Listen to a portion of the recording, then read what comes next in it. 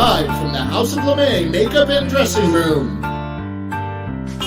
Here comes Amber, stop what you're doing. Here comes Amber, she's just doing what she can. Here comes Amber, cue the spotlight. Here comes Amber with 2 drinks in her hand. The matriarch of fashion, from sequins to her glasses, you can't look away. Ask her, does she do it? There's really nothing to it. She's got that feminine gaze. If you have a party, or if you're feeling naughty, call up the House of LeMay. Here comes your favorite gal. Here comes your queen. Here comes the talk of the town. It's Amber Live tonight. The music starts to playing. It's time for cabareting on Amber Live tonight. Ladies and gentlemen, please turn off all cell phones and get ready for your host, Amber LeMay.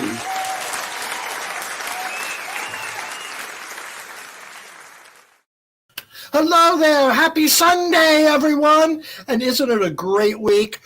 Whew, feels so much better, don't you? Yes, and we'll talk more about that later. But welcome to Amber LeMay Live. I think this is our 45th show. Whew, and you're here tonight. Thank you. But let's share it with everybody, okay? So what I want you to do is like, share, and if you're watching on Amber Live TV or YouTube, click on subscribe too. That way you'll get updates on whenever I come on, and I've been coming on quite a bit lately. So make sure you get those reminders. All right. Thank you. Let's get that out of the way right now. So let's bring Russell in, our producer. Russell. Hey there, Amber. How are you? I'm doing fine. I feel so good, where there's like a breath of fresh air that swept across America. It is so I wonder what caused nice. that. Oh, it's hard telling. And plus, have you noticed it's not dark at 4:30 anymore? Oh, that feels good too, even though we're getting there. it was cold in Vermont. Yes, we were down to single digits this week, but it's Vermont and it's January, so we can put and up you're with in your that. basement, so Yes, I don't have to look out. No. So Russell, we did a Amber chat again this week. we did, and I have a picture of it here with all of us on out of the way. We actually had a big group. There were 6 of us. Yeah, and we were having some technical difficulties. Can you talk about that? Well, I think Amber got herself put into Facebook jail somehow. We're not sure what happened. So we were only on YouTube, and as we often say to our viewers, Amber looks better on YouTube because she's in full HD there, and she's in mini 720 HD on Facebook. So we recommend YouTube anyway. And as Amber just mentioned, if you're watching on YouTube, please hit the subscribe button. It really helps us. So we need you all to subscribe and drive our numbers up, bring more people in, and just make the show better every week. Oh yeah, it makes it a bigger party, and we love parties. We do. Yeah, but parties cost money, don't they, Russell? They do, and that's why we have our bustiers. So if here's a list of everyone who has helped us out and supported Amber Live. If you'd like to support Amber Live, you can do it through Venmo at RJD Pro, and I'll put that up again later in the show, or you can use Stream Ally. And we do have the 3 different levels, $25, $100, or $200, and each of them has different rewards that we can send you for your support. So it's at RJD Pro on Venmo, and we thank you all for keeping the show going. It's a big help. Yeah, I mean, there are expenses. I mean, the platform that we use costs us each week or annually. So those are costs and some of the technical other aspects. So thank you so much. Thank you. We really appreciate that.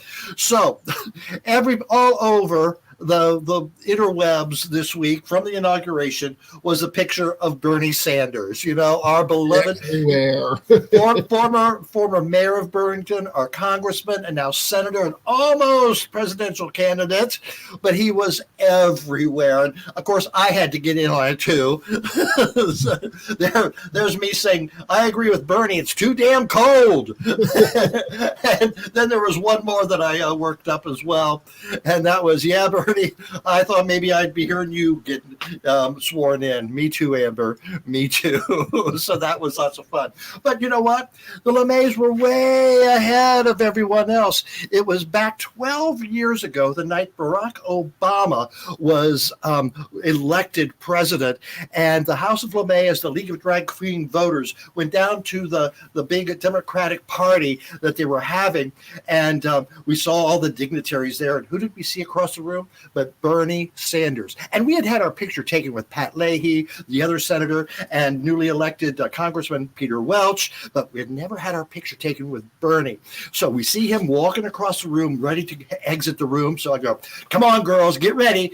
And so I went up to Mr. Sanders, or Senator Sanders. I go, excuse me, Senator, would you pose with us? He goes, I will pose for you. And this is what the pose that he did. You can see he didn't pose. He paused maybe a half second. The person taking the picture didn't have time to really pose, but we were just so happy. So that's not superimposed. That's the real Bernie Sanders with the House of LeMay. And that's our caption for this week. Yes. If you have a great caption for that photo, please send it into Jack, and later on in the show, we'll go through the funniest ones you can think of to send in. So caption this photo. But it was funny. He goes, I will pose for you. Oh, Bernie. Oh, you gotta love Bernie. That's for sure. You gotta be fast to get a picture of Bernie. Yes. So, before we introduce tonight's guest, I just want to talk about this morning on CBS this morning. One of the former guests of Amber Live was there, one of their featured interviews. Yes. Lieutenant Governor of Pennsylvania, John Fetterman, was on CBS this morning. Now, he didn't mention Amber Live, or neither did the interviewer, but we know that the reason they nabbed him was he was so good on our show. Right, Russell? That is very true. And unfortunately, if any of you follow him and his wife on Twitter, you'll know that they have a dog that has his own Twitter feed. And poor Levi was barely in the interview today. Oh, there was a whole thing on Twitter about that. Where was Levi?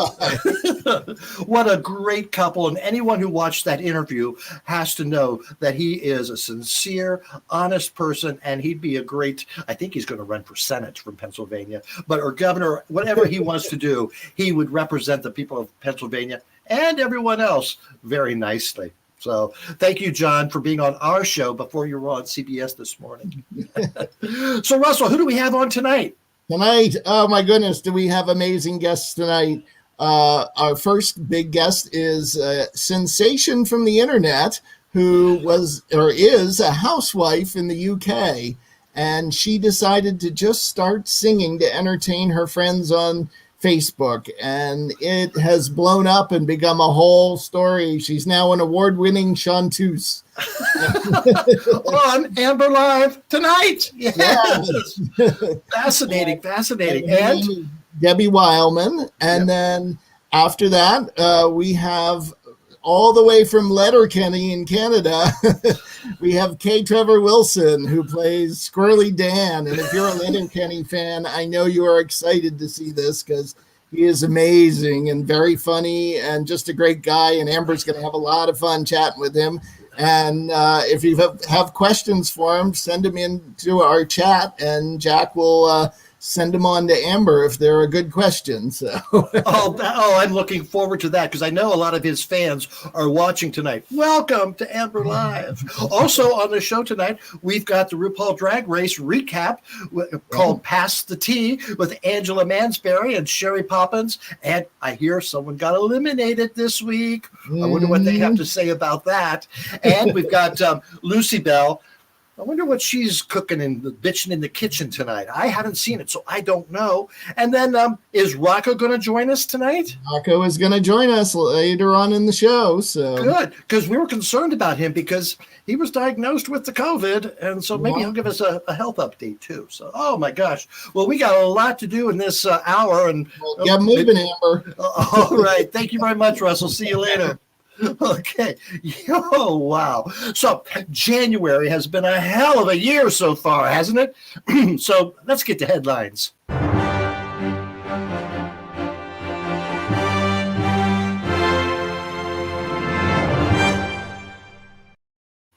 Yeah, it's only January 24th. So far this month, we've had an attempted coup of our government. Trump got impeached for the second time, and then Joe Biden was inaugurated. And that's just on the Wednesdays. It's like January is trying to be all of 2020. What the hell is going to happen this week? Oh, that's going to be a surprise, and we'll just have to wait to see. But on January 20th, Joe Biden was inaugurated as the 46th president of the United States. And for the first time in 4 years, the majority of this country were able to unclench. Feels good, doesn't it? Well, except for the army of QAnon supporters who are having a very hard time dealing with reality. According to multiple news sources, the online conspiracy theater movement, who believe the Democratic Party is a cabal of satanic worshiping pedophiliac child traffickers, say that 4 times fast, were convinced Donald Trump would use the inauguration as a trap to arrest everyone there and declare martial law to maintain power. Well, here are some real statements by QAnon followers that I'll respond to. The first one. So, was Q just one big lie that I believed for 3 years? Yes. Second one. Is this really happening? Is this part of the plan? Yes, this is really happening, and there was never a plan. And then we gave it our all. This last guy sounds like a coach of a losing Little League team. They all sound like Rocco after I told him The Godfather was fiction. During his Senate impeachment speech, Majority Leader Chuck Schumer, doesn't that sound nice? Majority Leader Chuck Schumer. Well, anyway, he claimed that Trump incited the erection. Yes, he did say erection. Now, Chuck Schumer is everyone's funny uncle who screws up every joke by saying the punchline first. I've worked with people like that. On the other hand, he's not wrong. Everyone who stormed the Capitol was an overexcited dick. But according to Melania, Donald hasn't had an incited erection in years. Not in her presence, anyway. This is for all of our United Kingdom fans watching for Debbie tonight. Gwyneth Paltrow's vagina candle explodes in the United Kingdom. Now, according to a North London woman, this smells like my vagina candle, which the actress sells on her website, exploded with bits flying everywhere. The whole thing was aflame and too hot to touch. There was an inferno in the room. Jesus, are we still talking about a candle? This is great news for Paltrow, as her vagina hasn't exploded in the UK since she was married to Chris Martin. And that's this week's headlines.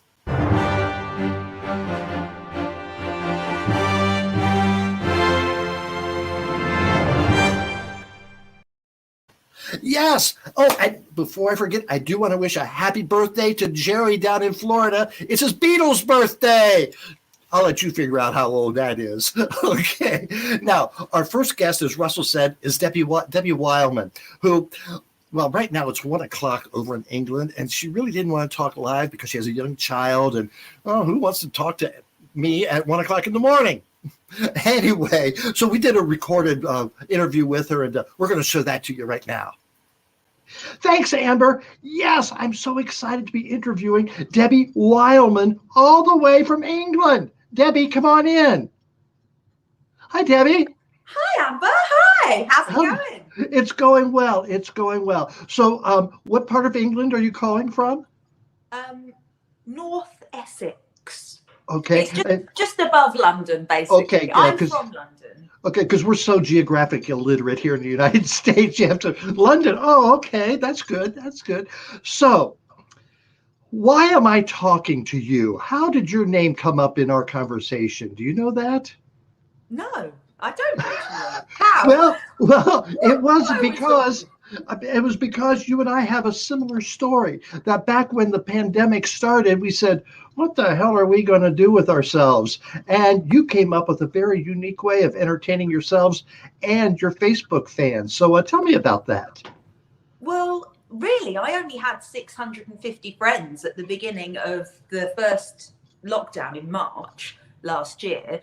And I just thought, God, it's a bit grim with everyone having to self-isolate and, you know, people just by themselves, and it's all a bit weird. And I thought, oh, I know, I'll sing a song a day for my Facebook friends, for some who might be by themselves or whatever. Because, I mean, I'm a stay-at-home mum. I haven't done anything acting, singing professionally for like 13 years or something. I studied it at university, but I hadn't done anything for ages. And I just thought, oh, it'll be fun. What have I done? It'll be fun. Some of my friends might like it. And I started singing a song every day. What was your first song that you sang?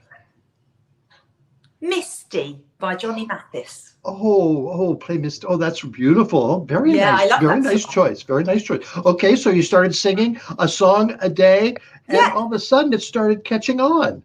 Yeah, well, on day 3, I did a Judy Garland impersonation, just for fun, because I love Judy Garland.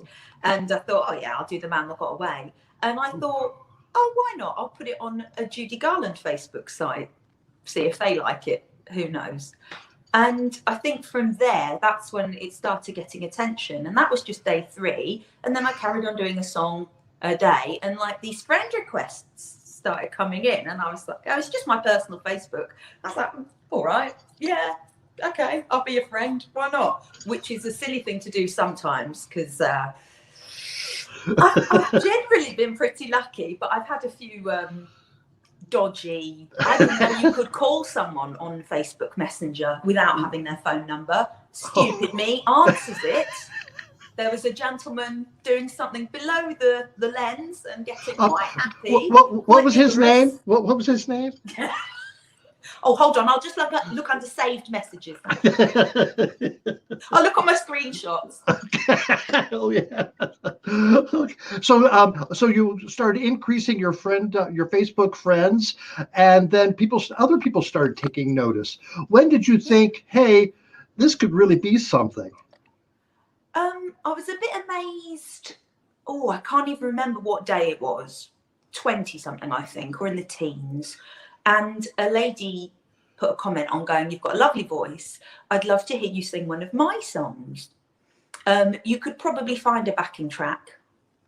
And I thought, oh, who's that then? And I looked her up, and it's Sandy Knox, who's won a country Grammy writing for Reba McEntire.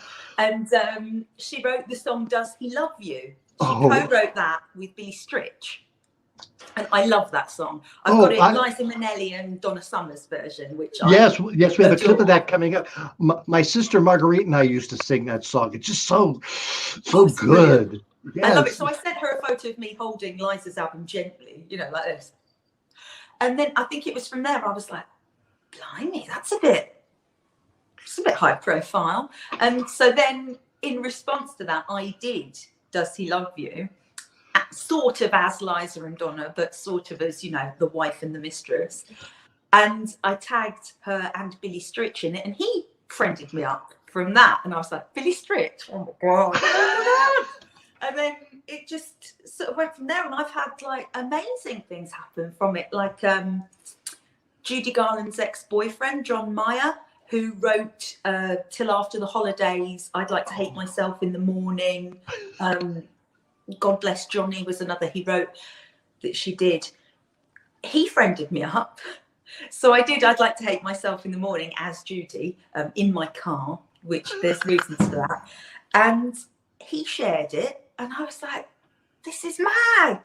So we started talking, and he ended up recording me a piano track for one of my songs. So I had John Mayer playing piano himself on one of his songs. Oh my goodness! So Russell, let's show that clip that we have of her.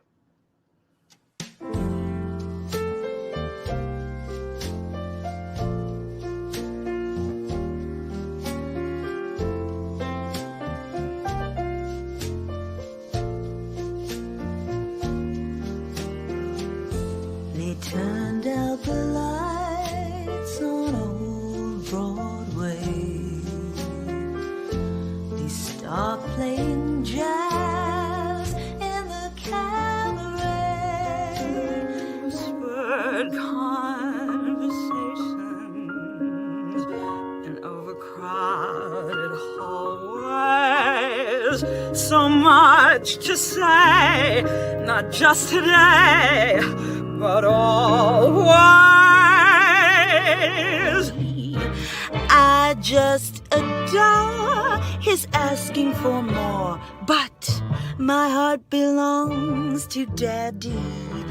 Tall and tanned and young and lovely, the girl from Ipanema goes walking, and when she passes he smiles, but he doesn't see. Ah, does he love you? Does he love you like he loves me? Like he loves me?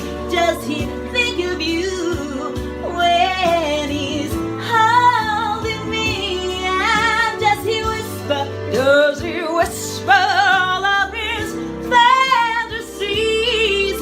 Does he love you?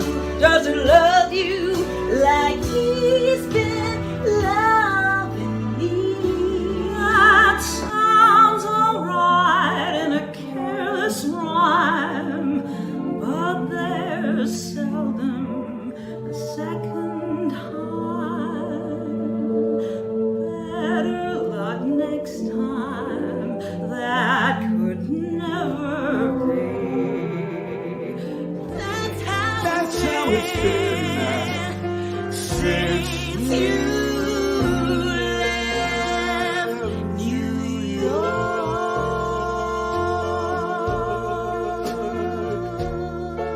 Since you left New York. You left New York. Why did you leave New York?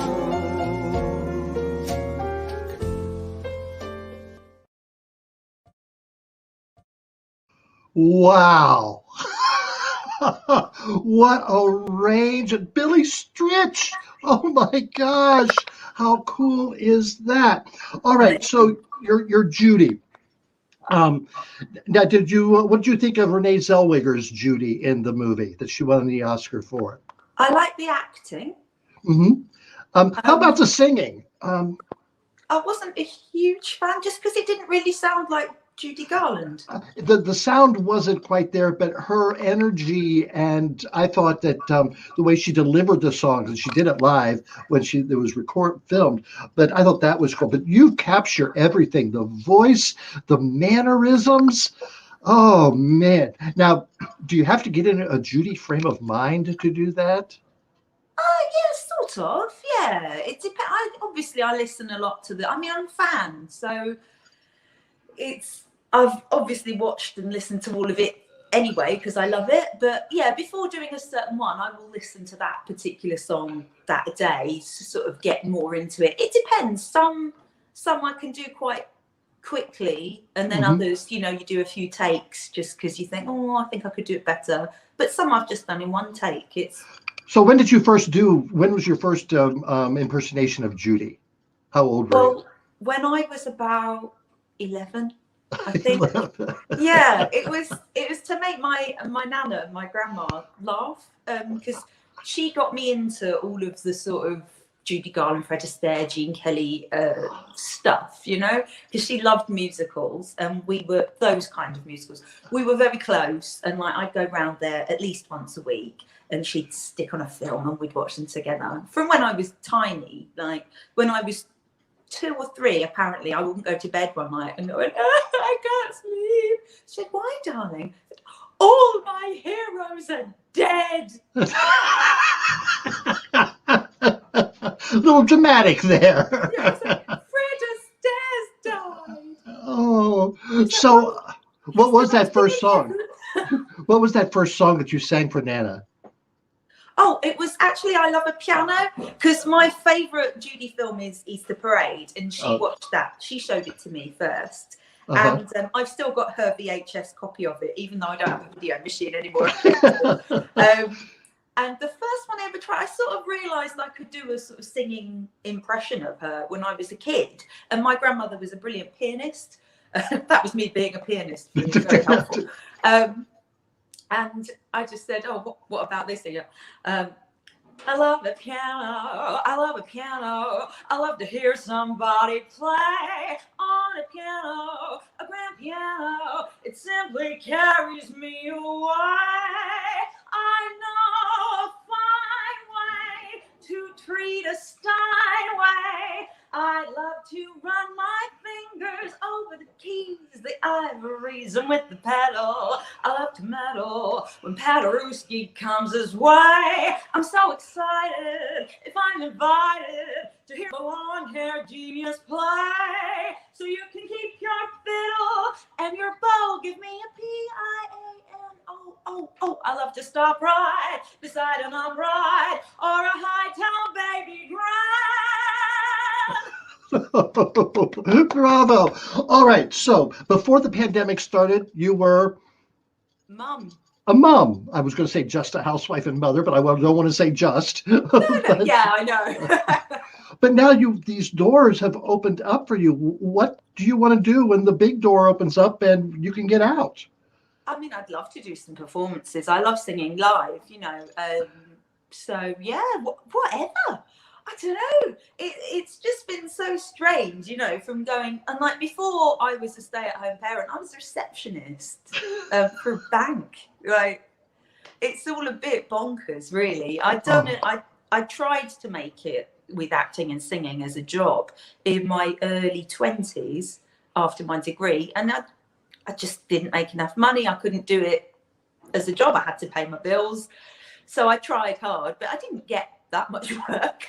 And then it's just been a complete surprise. Well, I think after this is over, the pandemic's over, and people are allowed to move around and have live performances, you're going to be getting phone calls from Billy Stritch and other people as well. I've been on Jim Caruso's pajama party as well. That was brilliant. Jim Caruso has been a guest on my show. A wonderful man. Very nice man. And so I didn't realize I'd seen him, Cortez Alexander, who's also become a Facebook friend, on tour with Liza Minnelli. I went to see Liza Minnelli doing her Kay Thompson sort of tribute show, and they were her boys in that. Yes. So has Liza or Lorna been in touch with you? No. Well, they will be. After you appear on Amber Live, no more people will be contacting you, I'm sure. All right. I mean, Debbie Wileman, thank you so much. It's been a pleasure. And girl, we're going to hear more from you, and I can't wait to have you back on the show when it happens. Thank you, Amber. Thank you. Thank you for expressing an interest and having a chat. It's lovely. Cheers. Oh, it's been lovely. Thank you very much, Debbie. Wasn't that cool? Oh my God, just the contacts she's made just from starting off one day going, I want to sing on Facebook.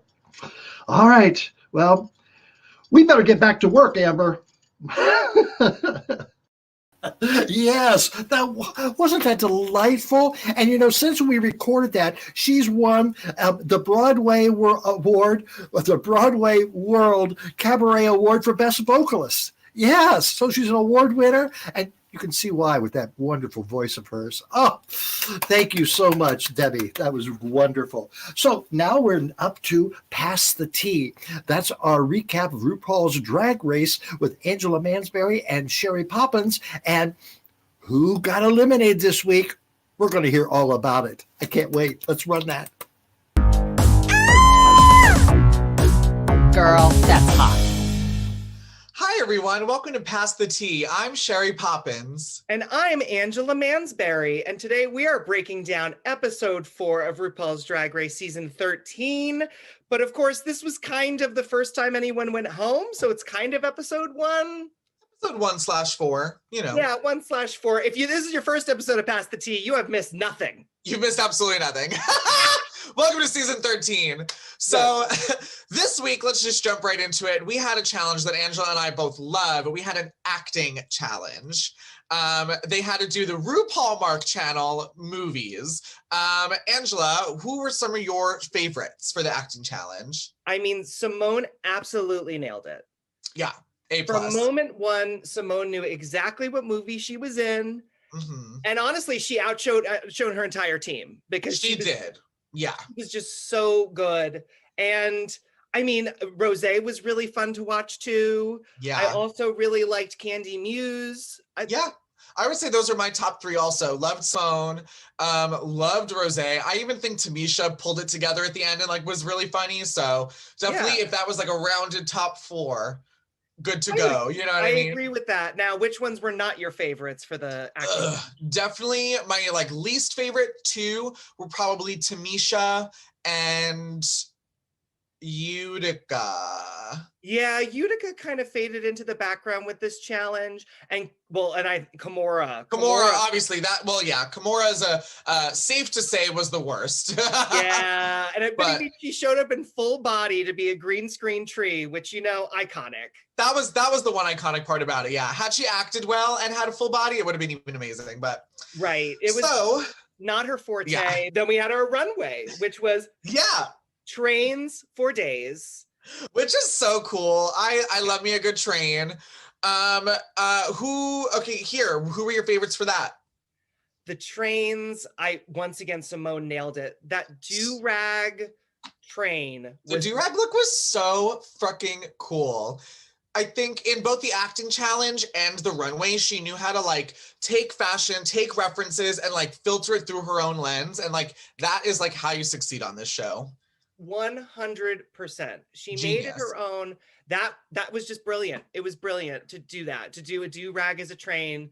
So brilliant. Yeah. And it was, who else were our other favorite trains? Utica was our favorite train. With the curtains. So good. The fact that it took this long for someone to do a Carol Burnett inspired runway, it has been too long. Too long, people. Too long. Get with it. That was going to be a top for me, hands down, just purely because I love Carol Burnett. Yeah, I think those 2 and Kimora probably were the top 3 runways with that dragon look. Yeah. Now, bottoms, and I think we had quite a few, but I would say the lowest of the barrel were definitely for me,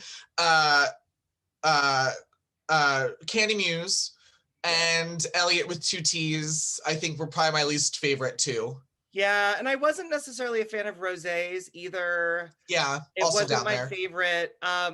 So we had our winner this week, of course, was Simone. I mean, nailed it. Nailed the acting challenge, nailed the runway, hands down winner. Fantastic. Swept, Swiffered, mopped all the other girls. Absolutely. So good. And then our bottom 2 were Denali and Kimora. Yep, 2 Chicago queens battling it out. And look, we've already seen that Denali's such a strong performer, so it was no surprise that the winner of our lip sync was, in fact, Denali. And Denali, she is a great lip syncer. So, I mean, she's going to be someone to watch for when she has to lip sync because she's excellent. And Kimora, just not her forte. Not her forte with the lip syncing. No, not her thing. One of the most beautiful girls to ever be on Drag Race, but I don't think I think that's her one thing, you know what I mean? And she does it best, like so good. But so Kimora has been sent home. Finally, someone goes home. And I think we'll be seeing more of people going home from this on out, I think. I know. And y'all will be seeing more of us every week here at Pass the Tea. So make sure to keep tuning in every Sunday. Until then, cheers. Cheers. Back to you, Amber. Bye, girl. Bye. Girl, that's hot. I think they enjoyed sending someone home. Well, those 2 enjoyed it. Yes. Oh, nice. That's a great addition to the show. All right, Russell, that was a great interview with Debbie, too. Thank you for setting that up. That was lots of fun. Yeah, she's amazing. But I do want to remind people about our caption this. If you've got a funny caption for that photo, send it in to Jack. We'd love to hear from you, and we'll talk about them at the end of the show. And then I also want to tell people that we do have a giveaway. If you go to amberlive.tv, you can enter for a chance to win a tote bag from Amber Live. All you have to do is click on the button that says click to win and fill out the form. And that'll be given away, I think, in another week, I believe is the date on that one. And then finally, we have a quick word from our sponsor. It's officially winter time now, and the days are getting longer, but they're still cold. And it's a great time of year to stay inside, safe, and warm. And Amber Live can help you do all of that. We have sweatshirts and hoodies to snuggle up in the cold winter nights, and get yourself an Amber Live mug for your coffee, your hot hot chocolate or some of those adult beverages that Lucy Belle's been fixing up. And if you must go outside, how about wearing an Amber Live mask, please? We've got all that and much more at the Amber Live store. Order your merchandise today. Yes, and if you do order any of the merchandise, send us a picture of you either using it or wearing it, because we'd love to show your picture on Amber Live, because they're very practical gifts. Yes, too. All right. Oh, by the way, K Trevor Wilson's coming up, so stay tuned. But right now, I'm going to tell you the top 5 things I hope to happen to Trump now that he's out of office. Number 5, I hope the Russians come after him for their money, because you know there's been a lot of red money going his way. Number 4, I hope he gets stuck in a sand trap on one of his golf courses. And you know, he's the type of golfer that would drive his cart into the sand trap. Number 3, I hope a doctor tells him how much he actually weighs. He says he weighs like 225. Yeah, right. Number 2, I hope he runs out of orange spray tan. Oh, yes, wouldn't that be a sight? And the number 1 thing I hope happens to Donald Trump now he's out of office, I hope that sucker goes to jail for every law he broke before and during his presidency. And I hope I don't have to talk about him anymore. So that's my top 5. Yes. All right. Are you ready to find out what's going on in the kitchen? Let's bring on Lucy Belle. Bitchin' in the kitchen with Lucy Belle. Hey everybody, it's Lucy Belle LeMay here with another episode of Bitchin' in the Kitchen, all the way from the hot damn trailer park in Beaver Pond, Vermont. We're all celebrating a new president and also celebrating National Peanut Butter Day. But of course, you know, we've got to start with the cocktail first, and I have something new to show you. Ta-da! It's my portable bar. Yay! We are going to make us a peanut butter white Russian. This is my secret vodka craft so that nobody knows where my vodka is. So we're going to do a jigger of vodka, a jigger of Kahlua, 2 ounces of milk, and a spoonful of peanut butter. There we go. And we got us a glass here with some ice in it already. Chocolate syrup, swirl around our glass. And then just pour it right over the ice. Better than candy, I tell you. It is some good. Now let me just roll the bar out of the view here. Oh, Rhodey. Yeah, right. Today, we're going to make, it's pretty much like a no-bake peanut butter cookie, but I call it Lucy's protein cookie. We will need a half cup of unsalted butter, which is a stick of butter, 1 3/4 cups of granulated sugar, a half cup of milk, 3/4 cup of peanut butter, 1 teaspoon pure vanilla extract, and 3 cups of quick cooking oats. And my special ingredients, rum chata, to taste. We'll do our milk. I got to get a little more milk.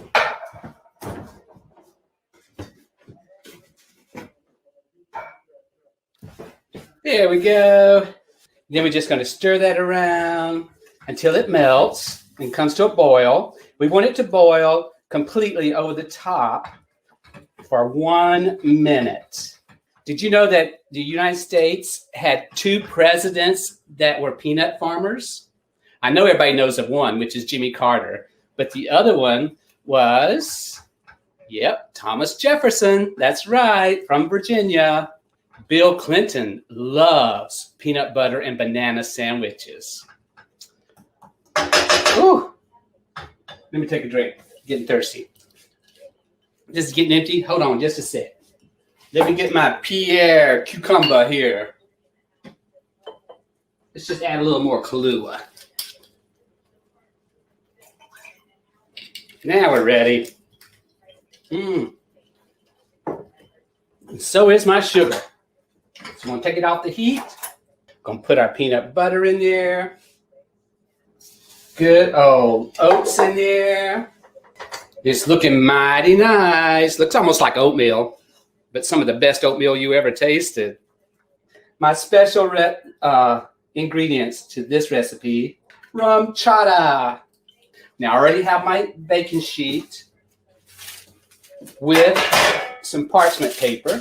Just drop it little by little, spoonfuls, and let them cool. Usually takes about 45 minutes for them to cool, or you can put them in the fridge if you want. I do have the finished products right here for you. Ta-da! This cookie is so good. Oh, I'm sorry. It's Lucy Belle's protein cookie. My bitch this week is, I don't understand why in the hell I will never say that word again for that man. But I don't understand why Trump is not arrested by now. Just say, come on, people, arrest his ass. Throw him in jail. Why not? Please listen to our new president and wear your mask, watch your distance, and please wash your hands, okay? Hope to see you next time on Bitchin' in the Kitchen. Oh, Lucy, thank you so much. I think she likes that rum chata. I think she does. Oh, you can catch all of her recipes at amberlive.tv. So go over there if you want to get back some of the past recipes as well. So my next guest, I tell you, we get a lot of calls or letters and stuff about guests. We've gotten a lot of advanced promotion from our appearance of our next guest, and that's K Trevor Wilson. Hey, K Trev, come on in. Hi there. Hey, how's it going? Thanks for having me. Oh, no problem whatsoever. So, K Trev, where are you right now? I'm back home in Toronto, Ontario, Canada. And you're from the show Letterkenny, which has a lot of fans here in the States. So are you in production? Right now, we're on lockdown up here in Ontario. We should be going back to work on seasons 10 and 11 of Letterkenny sometime in May. I believe we're scheduled to go back to work. Wow. So just waiting. That's too bad. That is really too bad. Now, for those who don't know who you are, where did you get your start? I started out as a kid actor, actually. I've been in the business since I was about 14, 15 years old. My first professional act was, I did a Canadian Film Center short, and then my first big show was probably Goosebumps. I did 2 episodes of the kids' horror series Goosebumps growing up. First one was Haunted Mask Part 2, which I was cut out of for, I'm going to say, timing reasons. I thought my work as bully number 3 was quite visionary at the time, but got left on the cutting room floor. And they brought me back a couple of years later and upgraded me to bully number 1 on another episode of the show. My Best Friend's Invisible, which you can still find on Netflix, I'm pretty sure. And then I've been doing stand-up as well since about 2000. And got into audition for Letterkenny a few years back and joined the cast. And now here I am on Amber Live. It's, things just get better and better. We've got a clip of to the top. We've got a clip of you appearing on Jimmy Kimmel. So let's watch that. This is Gummy album. It's called Sex Cop Fire Penis. It is available on iTunes now. Please welcome K Trevor Wilson.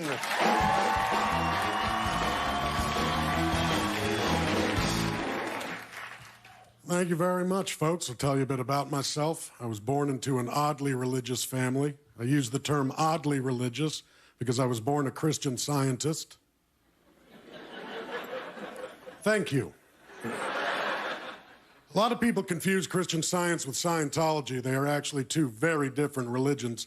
Scientology, if you don't know, is a religion that was started by science fiction author L. Ron Hubbard, and they practice under the belief that millions of years ago, aliens were dropped into volcanoes here on Earth, and now their spirits roam the planet causing bad things.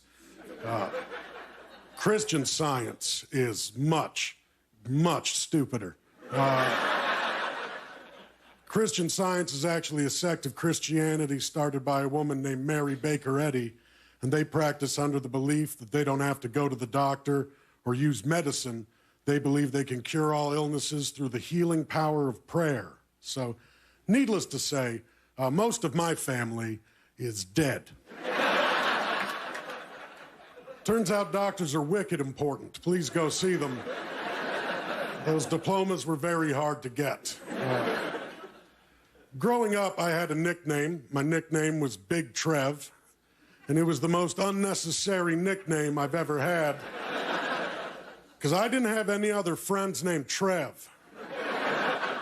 I was the only one. You didn't have to put a size disclaimer in front of my name. You could just say Trev. I knew who you meant. But I get it. I'm a weird-looking guy. I look like what would happen if Game of Thrones and Duck Dynasty had a baby.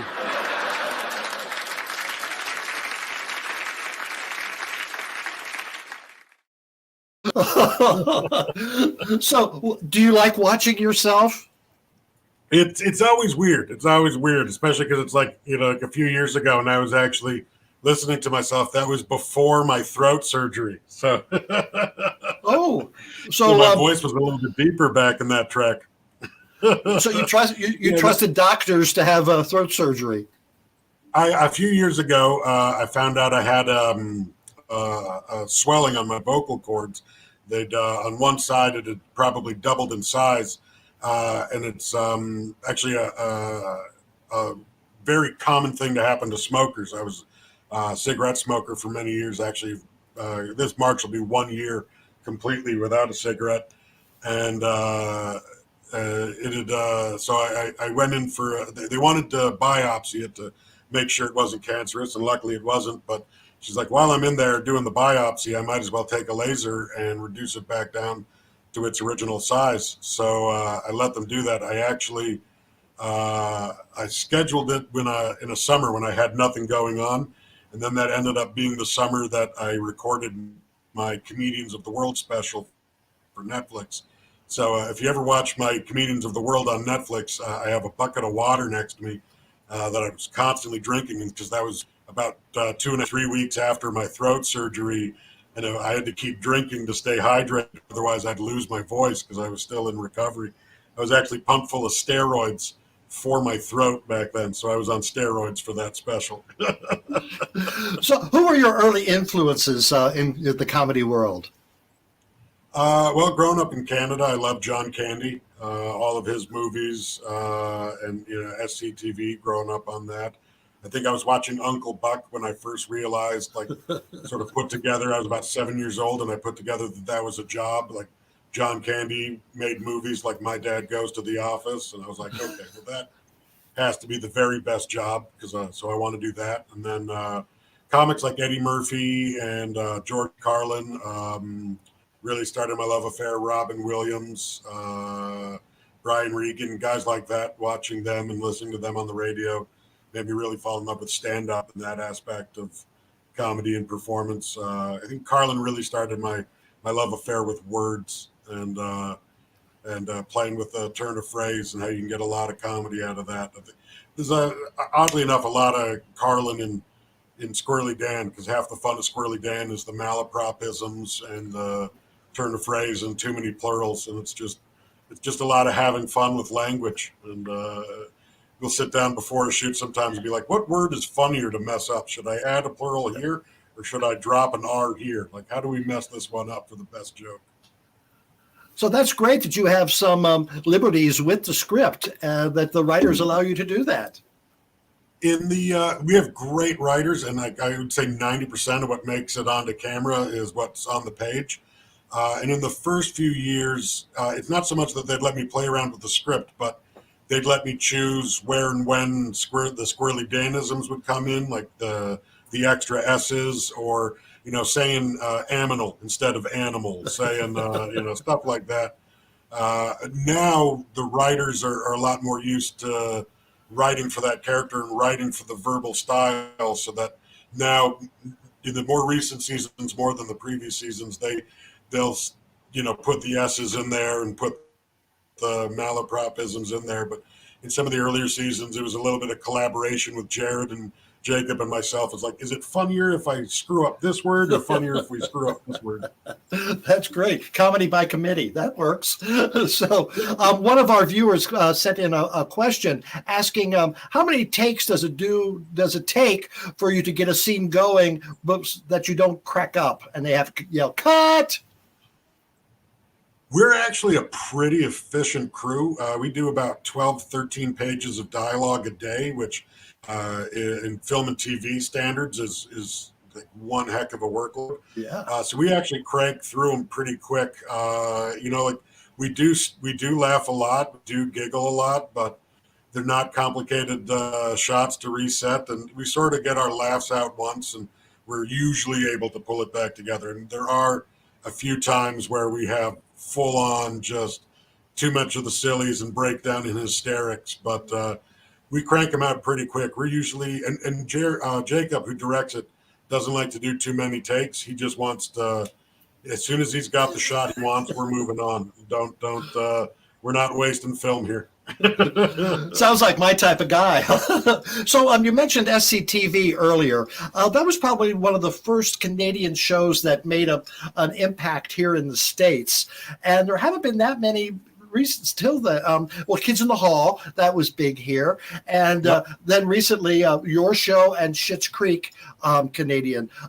Why do you think that is, that there hasn't been more of a crossover?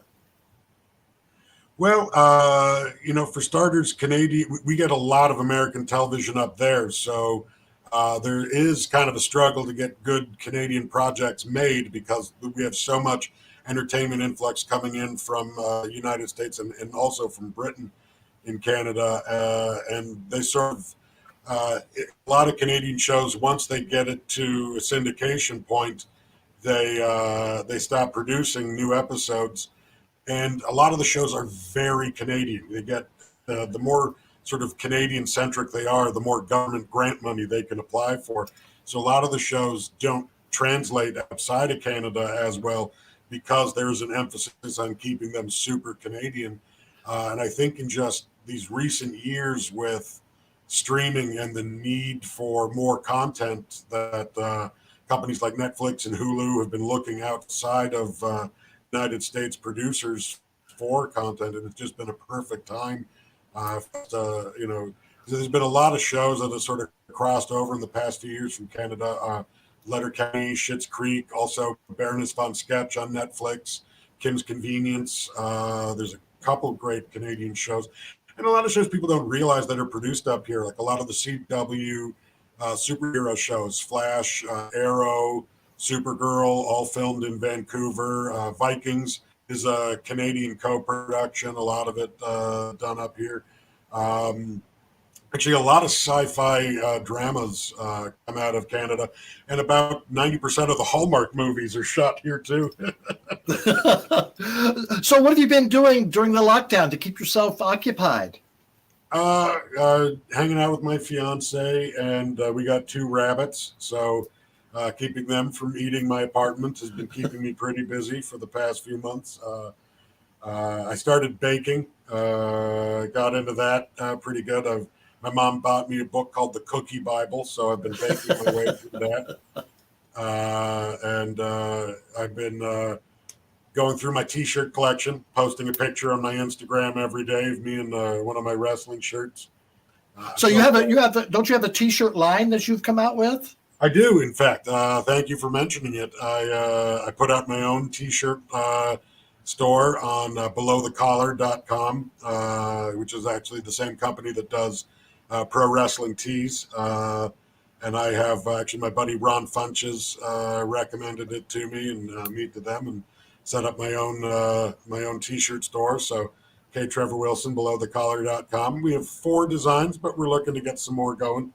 And and also if you like my albums, you can buy them on my website, ktrevorwilson.com. You got to push that in there. You got to. All right. So being in Vermont, Burlington, we're not far from Montreal, and you've been in the Just for Laughs comedy showcase up in Montreal several times. Yeah, Just for Laughs in Montreal has been a great place for me in comedy. It was the first city I headlined was Montreal at the Comedy Nest in the old Forum. And this year with the pandemic is actually the first year I haven't been at Just for Laughs since 2012. I've been there every year since then. I've done a special most of the times, and I did both my comedy specials were recorded in Montreal. The Comedians of the World special, Talking Shit, and then up in Canada I have a special on Crave called Bigger in Person, which was also recorded there. And I've been doing the galas. It's I miss going back there. It's a good comedy town and a good food town.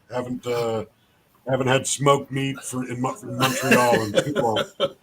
Well, the next time you're in Montreal, come on down to Burlington. We've got a wonderful comedy club here, the Vermont Comedy Club, and it's a beautiful little room, and they'd love to have you there. Nathaniel and Natalie are great people, and they'd love to have you, and you'd enjoy Burlington. I know you'd have a lot of fans come and see you. Oh, I'd be delighted. I haven't been to Vermont since, since Mom planned a family vacation around going to outlet malls in New Hampshire. That was a million years ago. We stopped off at Vermont and stayed at a Holiday Inn, and I remember I used the jacuzzi tub, and all the skin bits of everyone who's ever been in that jacuzzi tub before me came shooting out of the jets. So that's nothing against Vermont. That's more about the Holiday Inn. Well, Trevor, K. Trav, thank you so much for being a part of Amber Live. I've really enjoyed our conversation. I know our audience has too. So now, oh, no problem. So now it's time for our quiz. And so I believe we have a guest to play the quiz with us. And it's our old friend, Mark Aldridge. Yes. Fans of Amber Live will recognize Mark from when he came on to talk about his Brewery for the Arts. He's part of the Happy Hour guys and the Curtain Up Beer program. And when he heard that K Trev was on the show, he said, "Hey, I'd love to be on there." So, Mark, do you have anything to say to K Trev? Just thrilled to hear more of your story. I'm doing the best I can with my Squirrely Dan beard. I didn't have long enough to grow it to the luxurious length that you have. But my wife, I missed my chance to go to a barber, so this is my lockdown has kept me from getting it trimmed. I understand. I have a fairly long ponytail in the back of my head right now. I tried to clean myself up for Amber. Well, thank you. I appreciate that. All right, guys. So tonight's quiz is I'm going to give you a place, a funny named place. All right. And I want you to tell me, is it in Canada, the United States, or neither? All right. It's simple as that. So the first name of a funny place or funny named place is Snafu. The Snafu, is that in the Canada, USA, or neither? What do you guys say? I've never heard of a place, Snafu, but it sounds possible. I'm going to say USA. Mark? I'm going to go with neither. Okay. Well, it is an actual lake. It's in the Yukon of Canada. Oh, wow. And it's a lake that was created and named by the United States Army when they were making the Alaskan Highway. And yes, it is derived from the saying, situation normal, all effed up. I wonder if someone took a wrong turn at Albuquerque to get that route there. All right. The number 2 place is Head Smashed in Buffalo Jump. Is that's a real place? You know that's a real place. Okay. Now the question is whether is it Canada or the USA. Now I think the last one was Canada, so I'm going to go USA for this one. I know for a fact it is a real place, though. Mark, I'm going to go USA. Nope, it is Alberta, Canada. Yes. The Blackfoot tribe would herd buffalo off this cliff where the animals would break their legs, and then other tribe members would then kill them for their hides, for shelter, and bones for tools, as well as buffalo burgers, I'm sure. So yeah. Oh, can you imagine? Oh, I probably stink too. No, I knew it was a real place. I just was hoping it wasn't a pockmark on our history. It is. It is. Whoops. Travel for Canada. All right. The next place is Screamer.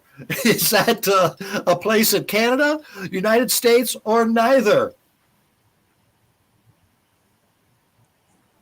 One of these Screamer. in the USA, so I'm going to say America for this one. And Mark? I've been a lot of places in the U.S. and I have never driven through Screamer. But I'm going to go U.S. because now I want to drive through Screamer. It is the great USA in Alabama. And go. I think the name speaks for itself. You know, someone found themselves stranded in Alabama for some reason, couldn't leave, and well, started screaming. Wouldn't you? Now, the next place is called Amberville. I kind of like that. So is that in the United States, or is that in Canada, or neither? I mean, it theoretically could be in both. It's oh yeah, okay. Sounding one. You know what? I'm going to say neither. It just sounds. I will take offense. Mark, what about you? Just to cover the bases. Just to curry favor with our hostess, I am going to say USA. Well, it's actually neither. There is an Amberville, South Africa, and New South Wales, and there's also an Amberville at Give the Kids the World in Kissimmee, Florida. That just doesn't sound right. That just Give the Kids the World in Kissimmee, Florida. Oh, come on, USA. We need an Amberville. That's what I'm saying. All right. Let's see. Now the next one is Satan's Kingdom. Is that in Canada or the United States? Satan's Kingdom. I know there's a hell in Michigan, so we'll get to that. Satan's Kingdom. Based on how wrong I've been on previous ones, it's probably in Canada. And Mark? Let's just cover our bases. I'm going to go with USA. It is USA. There's one in Vermont and in Massachusetts, and there's a state park in Connecticut. So what is it with these New Englanders and devil worship? Now, the story about the one in Vermont is that someone moved to the area believing there would be fertile farmland. Instead, he found rocky soil that made farming difficult, if not impossible. So he called it Satan's Kingdom. I guess the devil made him do it. And while we're in the neighborhood, where in the hell is hell? Canada, United States, or neither? United States. You are correct. In the USA, there's hell, California, which to most Republicans would be considered an oxymoron. And then there would be hell, Michigan. And that is our producer, Russell, standing there in hell, Michigan. Russell, do you want to add anything to that picture? I have been to hell and back. Yes, hell is really a real place, and I believe they have a thing once a year that's like a fundraiser or something where you can win the chance to be the mayor of hell for the day. Well, there's also a hell in the Cayman Islands and Norway. So hell does get around. Well, thank you very much, Mark, and thank you very much, K Trev, for being a part of Amber Live tonight. It's been a pleasure seeing you both. Thank you so much. Thank you. All right, that was fun. Catch up on all their Facebook and websites as well. Oh, whew. All right, so we got the quiz done. Is it time for Rocco already? Yeah, it is. Rocco! Hey, Amber, how you doing? Well, you're looking better than you did last week, that's for sure. Right? I was like dead last week. This week? Yeah. Not so dead. You're feeling better, huh? Yeah, I am. It was nice to see K Trev on the show. Love that guy. Well, very good. Very good. So you're looking good too there, Rocco. Thank you. Good.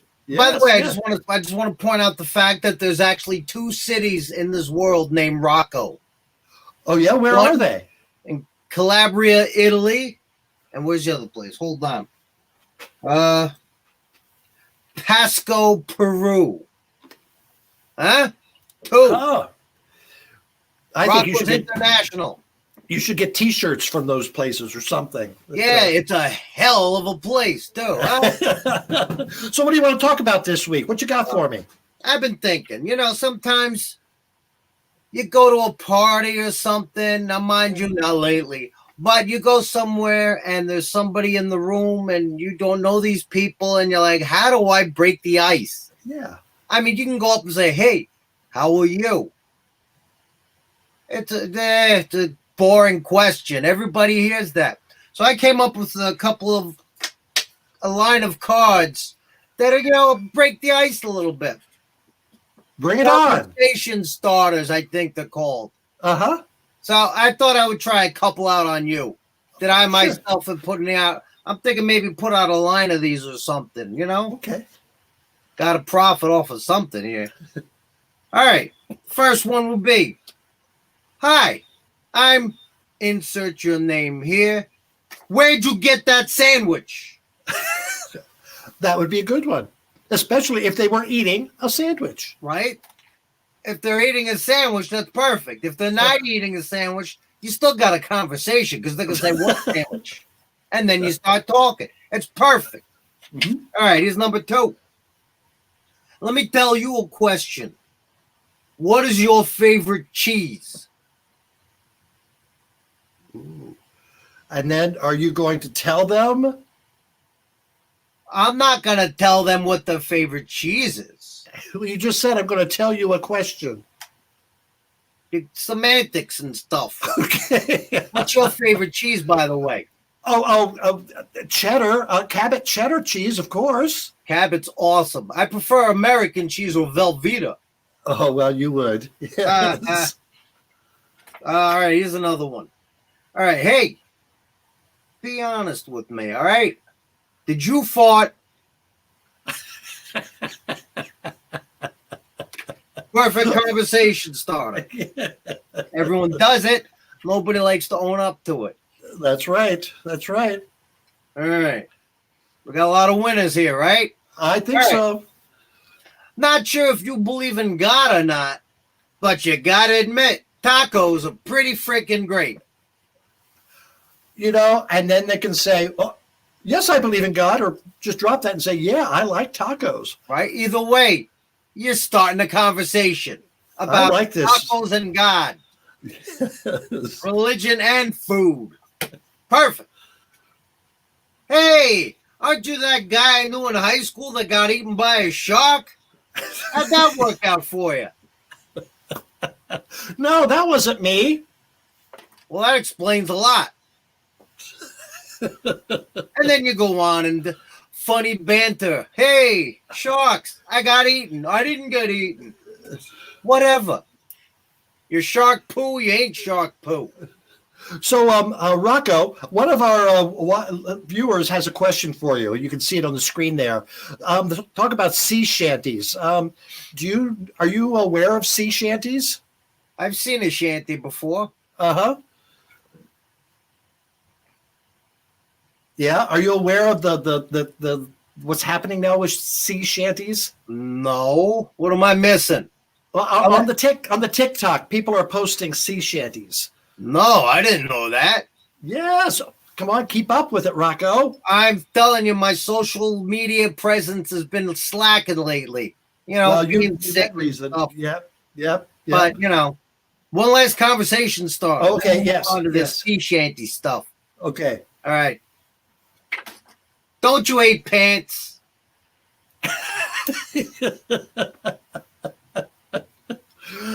And what could you say with that?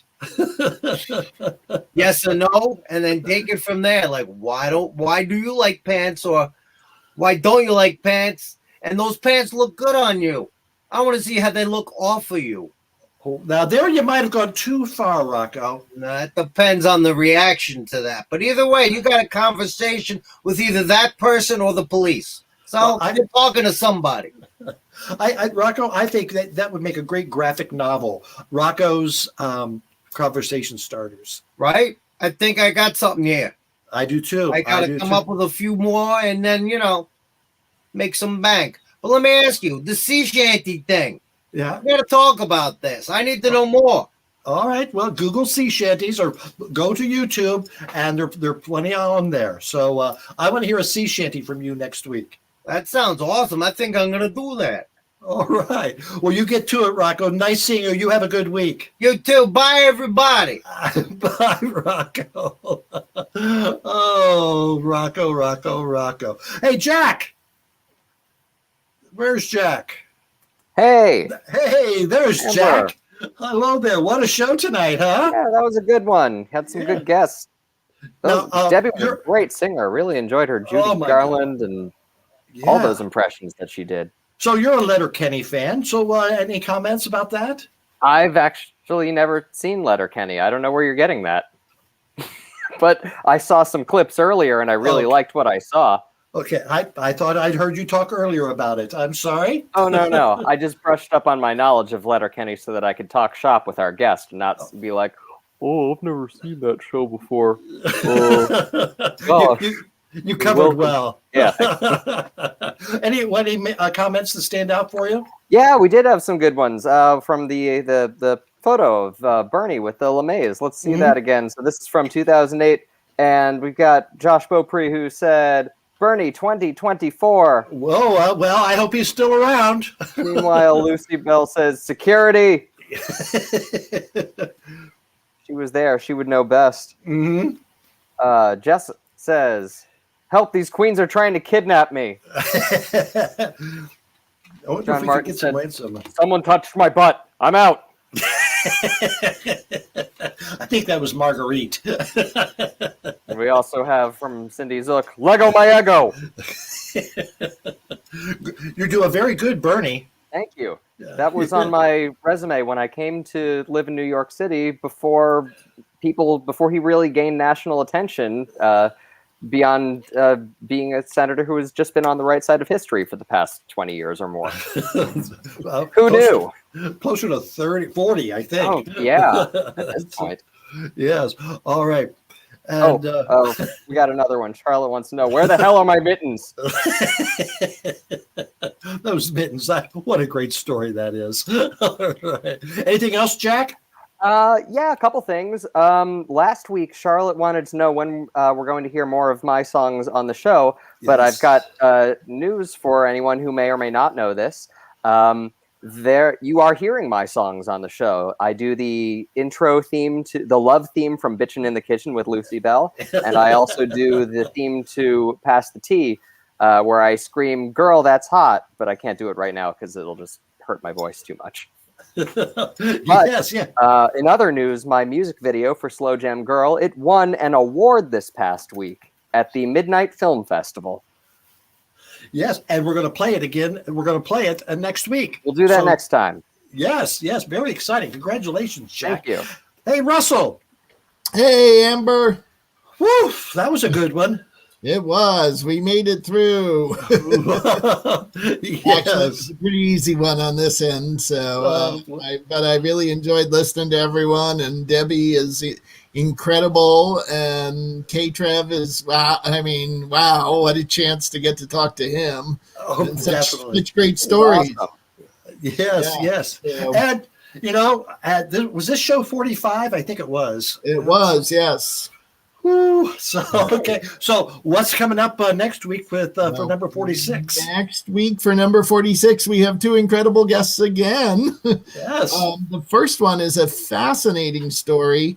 A woman named Clela Rorax, who lives in Colorado, and this story dates back to 1975 when she was the very first person to issue same-sex marriage licenses. And it happened in Colorado, and she was an elected official in the town who had that power and realized that she could do it and did it, and it caused a huge stir and became national news, and she's going to come on and tell her story. Oh, how exciting. Wow, 1975. Whoa. Yeah, so like 45 years ago or something like that? I remember 1975. way before it became actually legal in many states, and then everywhere. Yes. That is fascinating. And who's guest number 2? And guest number 2 is an old friend of ours who was on the show very early and talks very, very quickly, so you have to listen a lot. It's Dixie Longate. Oh. And she has a new venture. She has a new show out, and she's going to come tell us all about it and probably have us rolling on the floor in laughter again. Awesome. Great lineup. Good. And a song from Jack. And a song from Jack, and we'll have some Lucy Belle action and pass the tea, and it just never ends. And a quick reminder, all those great guests and all that fun stuff does have some expenses, so thank you to all our bustiers again, and if you'd like to support us, Venmo at RJD Pro. All right. That brings us to the end. Whoa, thank you guys. Thank you so much. Thank you. Yes, oh my. Well, yeah, this is a long show, 1 hour and 15 minutes already. Oh, but wasn't it fun? So, but before I go, I just want to say, the inauguration went off without a hitch. And that night in DC had an amazing fireworks display, which was broadcasted across the world. There wasn't the usual celebration and balls to attend. Yeah, I know. I said balls. And I know because of COVID and Trump and the insurrection, we weren't able to have a normal transfer of power and a normal inauguration celebration. And that bothers me because, frankly, Joe and Kamala deserved better. Joe should have had a crowd cheering him on. That guy has been a dedicated public servant despite tragedy after tragedy after tragedy in his personal life. Tragedies that would normally derail someone else only seem to make him stronger. And maybe he doesn't need it, but Joe sure did earn it. I wish we could have given that to him. So here's to you, Mr. President and Madam Vice President. We're sure glad you're in the White House. Cheers. See you next week. Bye-bye. Joe Biden's inauguration was amazing. What was your favorite part? Trump didn't show up.